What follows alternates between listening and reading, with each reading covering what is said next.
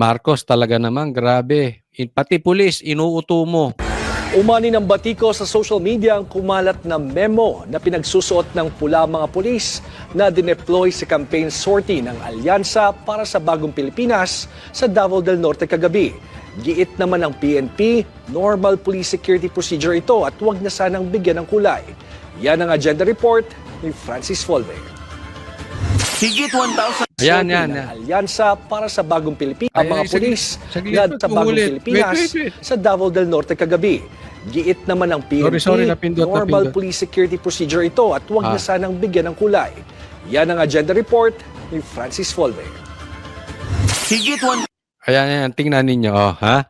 Alam nyo, panahon pa ng kampanya ni Marcos noong 2022, nung siya ay tumatakbong presidente, marami ng usaping ganito. Pati yung mga nagtitinda, pinagsusuot ng pulang t-shirt, bibigyan ng pulang t-shirt, maghahakot. Alam niyo yung hakot na usapin na yan? Ha? Doon sa mga kasing tanda ko. Itanong nyo sa tatay ninyo. Yung tatay ni Marcos mahilig sa hakot. Like father, like son. Ano sabi nila sa tatay ni Marcos? Diktador, di ba? O, kita mo, pati ito ngayon, diktador. Pati pulis, pinagsusuot ng pulang t-shirt. Anong sabi nila dun sa tatay na Marcos? Magnanakaw. Anong sabi nila ngayon kay Marcos? Magnanakaw. Like father, like son. O anong sabi nila ngayon kay Marcos? Adik di umano. Ay balita natin si Sandro din gumagamit. Like father, like son. Kung hindi totoo, magpa-drug test nga kayo. Hindi ko kayo tatantanan dyan sa drug test na yan hanggat hindi kayo umaaming adik kayo or magpapadrug test kayo. Dalawa lang yan. Kung hindi kayo adik, magpa-drug test kayo. Anyway, balikan natin ito. Ganyan po sila kadiktador. Gawain talaga nila yan eh. Hakot. Di ba? Yung matagal lang nagsusubaybay sa vlog ko, pinapakita ko sa inyo, hakot-hakot na bas. Alam nyo yan. Eto ha, yung mga nabudol, umamin kayo. Diyan sa sorties, diyan sa rally ni Marcos nung kanyang kampanya, ang daming hakot. Ang laki pangaraw ng bigayan dyan eh. Hindi naman tatauhin yan si Marcos kung hindi kay Andrew E. or kung sino yung mga magpe-perform. Ganyan talaga yan si Marcos. Walang karisma gaya ng pinsan niyang buhaya na si Tambaluslos. Pareha silang walang kaapil-apil. Ano ang alam lang ng Marcos at Romualdez? Pera-pera. Pera-pera. Baka pati asawa niyan binibili. Baka lang ha, hindi ko sinasabing nanlalaki na mata ka pero hindi ako adik. Kasi hindi gumingi ipin ko. Ganyan, pera-pera yung mga yan. Tanggalan mo ng pera. Alam mo, sabi nila, ang isang tao, malalaman mo ang lalim ng personalidad, ang lalim ng karakter, tanggalan mo ng pera. Subukan mo tanggalan ng pera yan si Marcos at saka si Tambaluslos, hindi mananalo kahit anong laban yan. Kay suntukan, kay bulong braso, kay tapitik mata. Ano yung pitik mata? O basta yun, kahit ano yan. Kahit patintero, hindi mananalo yung mga yan. Walang alam yung mga yan eh. Ang alam lang yan, pera, pera. Tuloy. 1,000 shares na ang larawan na ito sa Facebook kung saan nakalinya ang umano'y mga pulis na nakasuot ng pula. Isa si Attorney Israelito Torion. Ang galing talaga nito si Attorney Torion. Attorney Torion, may request ako sa iyo. Bakit hindi tayo punta sa korte at para pigilan natin ang impeachment ni BP Sara? Oy. May ganon. Anong masasabi nyo? Di ba? Attorney Torion. Bakit hindi natin pigilan kasi unconstitutional yung impeachment ni BP Sara? Gusto nyo ba yon? Pigilan namin ni Attorney Torion ang impeachment kay BP Sara? Kung gusto nyo, ilagay nyo sa comment section. Lagay nyo sa comment section. Abangan. Abangan. Okay, ang galing mo talaga, Attorney Torion. Sige. Pasok! Abogado ng nakadeteneng senatorial candidate na si Apollo Kibuloy sa nag-share sa social media. Ayon kay Torion, kawawa naman ang mga pulis na ginawang rallyista ni BBM. Oo? Kawawa itong mga pulis? Alam mo, itong mga pulis, alam mo kasunod nito, pabibili na kayo ng suka ni Marcos. Hindi, alam mo to si Marcos, bata pobre talaga yan. Tanong, gagawin ba sa inyo ni PRRD yan? Sinong presidente gumawa sa inyo niyan?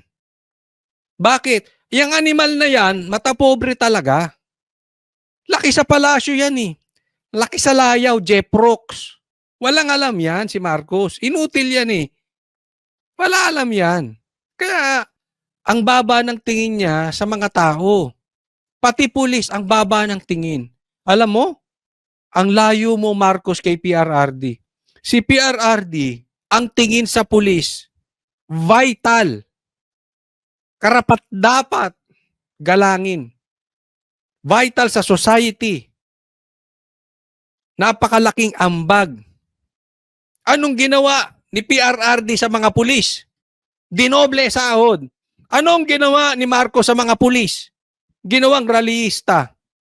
Anong ginawa ni PRRD sa mga pulis? Sinusuportahan, ipinaglalaban sa mga adik. Anong ginawa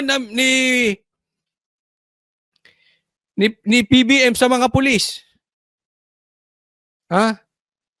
Ginawang tanod ni Torre diyan pinapasok. Pinatulog sa sahig, pinatulog sa damo. Yung mga pulis. Pinaghahanap ng heartbeat. Bakit mababa ang tingin? Kung ano ang taas ni PRRD sa mga pulis, ganun ang tingin ni BBM sa mga pulis. Ay, isipin mo, ginawang rallyista? Para lang mag-attend sa kanilang rally. Ibinahagi niya rin ang kopya ng isang memo kung saan inuutusan ng mga detailed PNP personnel na magsuot Ayan, no? May utos. Oh. Walang armas, mag-assemble, at may pula. Alam mo yung motibo, linlangin ang taong bayan. Alam mo yung motibo, para mambudol-budol na naman. Ayan si Marcos eh. Karakter niya yan. Kaya nga sabi ko sa inyo, bagamat ang tao nagbabago, but it takes time and admission. Halimbawa, may mali ako. Mali ang manigarilyo. Kailangan i-admit ko yun. And it takes time para makaalis ako doon. Naiintindihan? So nagbabago tao, ako'y naniniwala doon. Pero, yan na yung karakter ng tao eh. Hindi yan basta-basta nababago. Si Marcos, yan na yan. Mapaglinlang. Mapagbudol. Di nyo napansin, lahat ng galaw niya budol. Anong sabi niya? Ayaw niya sa impeachment, tapos yung anak niya. Tingnan mo, tinatarantado talaga tayo mga Pilipino. Bakit? Ayan siya. Ayan si Marcos. Karakter niya talaga mambudol. Ito, kitang-kita mo yung motibo, lokohin ng taong bayan. Na marami sila. Diba pinagmamalaki ni Marcos? Na para kayong pinabili ng suka itong mga kabilang team.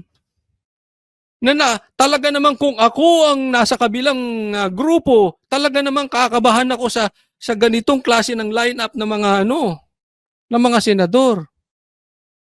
Bakit nagpapanggap ka? Kumukuha ka ng pulis na rallyista. Anong ibig sabihin nun?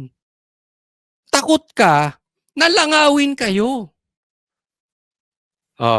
Mamaya ipapakita ko sa iyo na alam ko, ramdam mo, yung pagmamahal ng taong bayan wala sa iyo. Papatunayan ko po sa inyo, alam ni Marcos yan. Mamaya po. ng sibilyan na may touch of red. Oo naman sir, kasi naging realista na sila doon. So we do not know whether or not they would like to attend or not. Kasi alam mo, pulis yan eh. Dapat tanungin mo yan. Gusto nyo ba mag-attend o hindi? Hindi, inutusan nyo lang. Ito kailangan ako, alam mo, Attorney Torion, isa pa to suggestion ko sa iyo. Minsan kasi nakakawawa ang pulis natin. Dapat magkaroon din ng batas na minsan pwedeng, kasi ang pulis natin yung iba dyan mababait naman. Kaya lang, wala silang magawa basta inutos sa kanila, kailangan nilang gawin eh. Yes man yang mga yan. Yes man, yes man. Yes ma'am, yes sir. Mga yes man niya mga yan. So, kawawa din sila eh. Dapat yan, tinatanong, gusto niyo bang umattend ng rally? Hindi, pag inutusan, ganun eh. They were not, their opinion was not secured whether or not they would like to attend. Dahil sa pulis sila, napilitan sila umattend. So kawawa. Kawawa May talaga. nag-text sa akin, sir, ayaw lang magpakilala na isa doon. So we can understand siguro na ginawang security na pero kung ginawang security, dapat may baril sila at saka naka-uniform. Yan, di ba? Dapat naka-uniform. Teka, may nag-text sa kanya. Baka yung nag-text sa'yo, tsaka nag-text sa akin na tornitor yun, nag-iisa. But anyway, Davao yan eh. Katangan nyo talaga. Itong Team Marcos katanga. Davao yan. Uutusan nyo yung mga pulis doon. Hindi pa kayo talaga nag-iisip, Marcos? Maglilik yan. Kung buong Pilipinas nga, mahal ng mga pulis ang Duterte eh. Davao pa. Katanga talaga nito si Marcos. Maglilik at maglilik yan. Lalabas yan. Kaya wag niyong itago na kunwari ay sila ay security. Hindi. May gali, wow. Alam niyo, diyan kayo nag-rally sa Davao. Of all places, diyan kayo nag-rally. Nabuking kayo. Pero, teka muna. Gusto nyo ganyan? Abangan ninyo. Kung saan kayo magrarally, doon magrarally ang team Pastor Kibuloy. Abangan ninyo. Maybe, solo rally or with PDP. Tatapatan ng PDP ang kada rally ninyo. Kung hindi PDP si Pastor Kibuloy, abangan ninyo. Sige, gusto niyo yung ganyan. Sige, tingnan natin. Ayusin nyo. Kami wala kaming Andrew E. Banat by meron. Ayun. Okay, tuloy tayo. Pero yun kasi iba talaga ang purpose. They were ensuring na meron silang tao at pina-t-shirt ng pula. Sagot naman ni PNP spokesperson, Police Brigadier General Jean Pajardo. Ito si Jean Pardo, naawa ako. Bakit? Walang sinabing tama. Pero, wala. May magagawa ka. Spokesperson dapat, boses niya, yung boses ng pulis. Kahit alam niyang mali, kung yun ang inutos ng boss sa kanya, kaya ako ayoko maging spokesperson. Baka mamaya kung ano-ano ipasabi ng boss mo, kahit sabihin, ay! Si PRRD pumatay kay Jose Rizal. Tapos na, sasabihin mo rin naman. Sa bagay, general ka na. Uy! Sarap! Walang mali sa deployment na walang dalang baril at pagsusuot ng pula ng mga pulis. Itong i-deploy po nila para doon po sa nakaschedule po na rally po para sa sa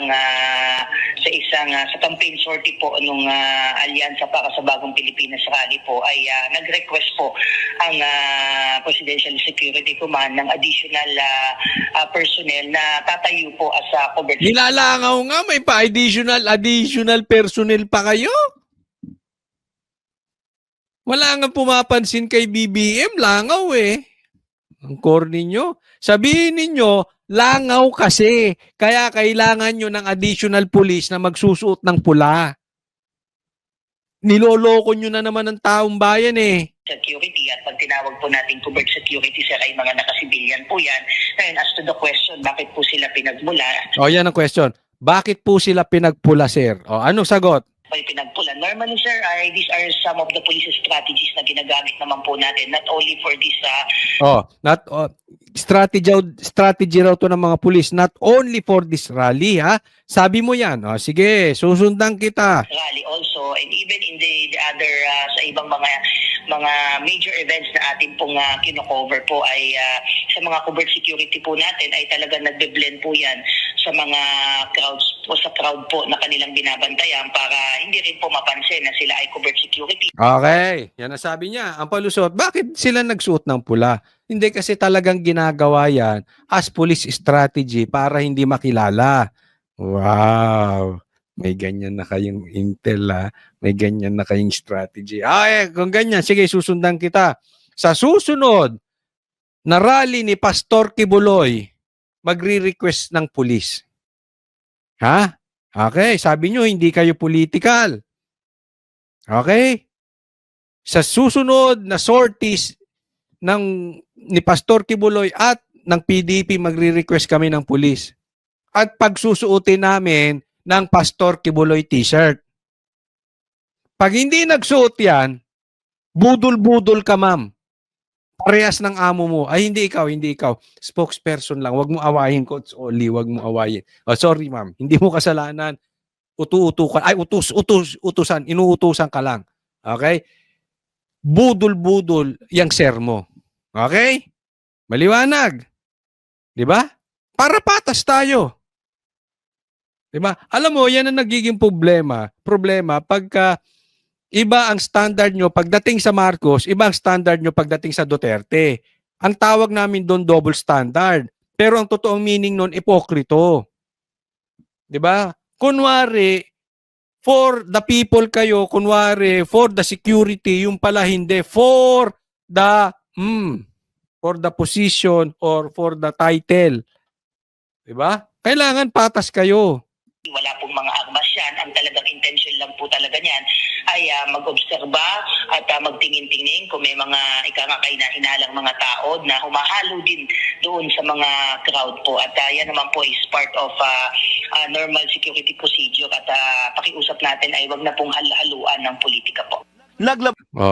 Wag na po haluan ng politika. Okay? Kung hindi to politika, dapat hindi lang rally ni Marcos.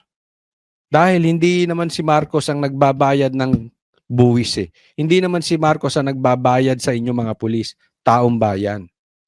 So sana, sa rally ni Pastor Kibuloy, magsuot kayo ng t-shirt. Ha?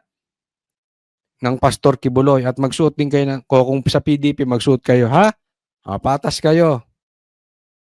Alam mo, na-booking lang kasi kayo eh. Nagpapalusot lang kayo. Tigilan nyo lang kasi the more you defend yourself, the more kayong nababaon.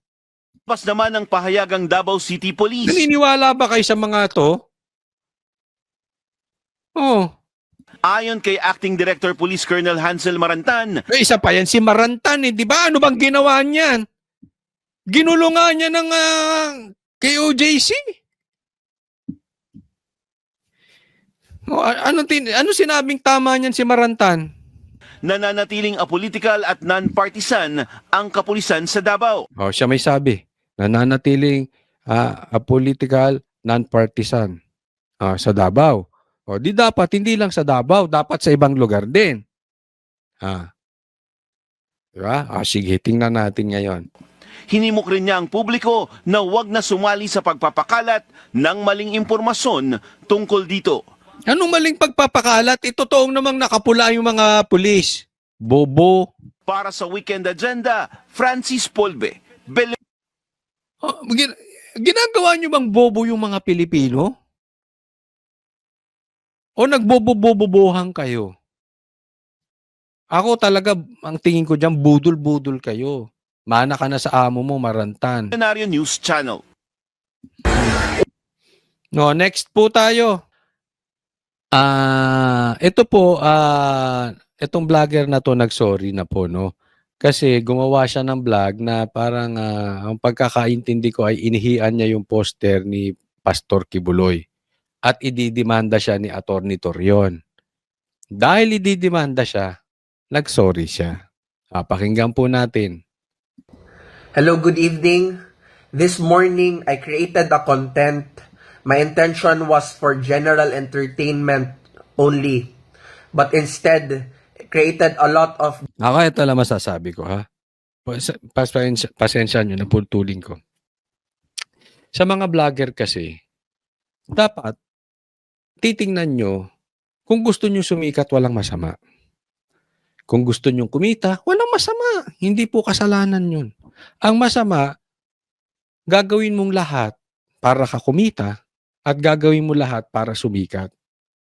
Dapat, pag may gagawin ka, ambag ka sa bayan. Anong ambag mo? Iihian mo yung poster. I'm not isolating you, kaya lang kasi dumadami, especially itong mga entertainment vloggers, na parang wala na eh. I mean, wala nang ambag. Wala na kayong naidudulot na mabuti sa Pilipinas. Hindi ko inaano yung mga nagpapatawa. Okay lang yun. Basta yung patawan nyo, parang patawan ng panahon dati. Hindi yung parang patawan ni Vice Ganda na puro lang pangaasar, pangkukutsa. Yung patawa dati, nakikita nyo talagang malalim yung pagpapatawa. Di ba? Naiintindihan nyo? So kung entertainment yan, okay lang. Basta wala kayong nasasagasaang tao. Etong problema kasi kaya bumababa ang mga vloggers ang imahe dahil sa mga mamang katulad nito. Halimbawa, yung mga vloggers na nandyan sa Marilaki na nag-aantay na merong madisgrasya at mamatay na rider. Hindi maganda yung anong klaseng vlogger. Kung kasalanan ng mga nagpapasikat kung bakit sila namatay, hindi ko kayo sinisisi. Pero sana, kung wala kayo dyan, hindi magpapasikat yung mga riders doon sa Marilaki. Yeah? So, dapat meron din kayong ika nga, much is given, much is required. Dapat may responsibilidad ka sa bayan. Ang tanong, sa vlogger na ito, ikaw ba magsosorry kung hindi ka dinimanda? Diba? Maraming ganyan kasi tinatakot i-demanda, hindi pinapansin. Hindi magdemanda ka. Nung nagdemanda, saka nagsosorry. Yan ang mahirap. Dapat pag nagsorry ka galing sa puso, hindi ko sinasabihan to, I'm talking about general. Diba? Hindi nagsosorry Nung nakatikim ng demanda, saka magsosorry. Divisiveness. And for that, I am deeply sorry to Pastor Apollo Kibuloy, to the members of KOJC team, and all the people who I offended, and especially to my family members who were also stressed from what happened. This will be a learning experience for me and also a part of my growth as a content creator and entertainment vlogger. Blessed and love. Alam nyo, sa akin, para sa akin, basta nag-sorry, okay na yun Kaya lang, hindi naman ako yung taong naapektuhan niya. So, wala sa akin yung desisyon kung tatanggapin yung apologies na itong tao na to. Siyempre, na-insulto rin yung buong simbahan nila, no? So, I cannot decide for them, no? Ako naman, hindi ko naman dinidiin tong mama na ito. Sa akin lang, next time, ulit, ito'y payo sa mga vloggers. Dahan-dahan. Dahan-dahan po tayo sa mga natin. Lalo na't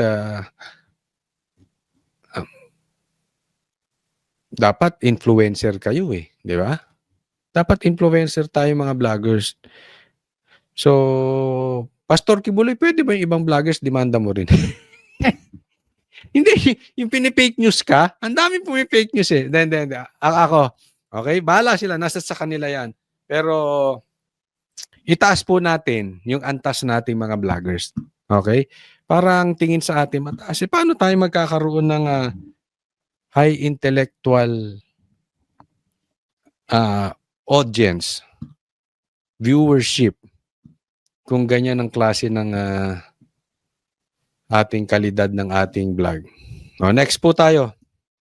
Ito, ipapakita ko ang mga rally ni Marcos Tingnan ninyo.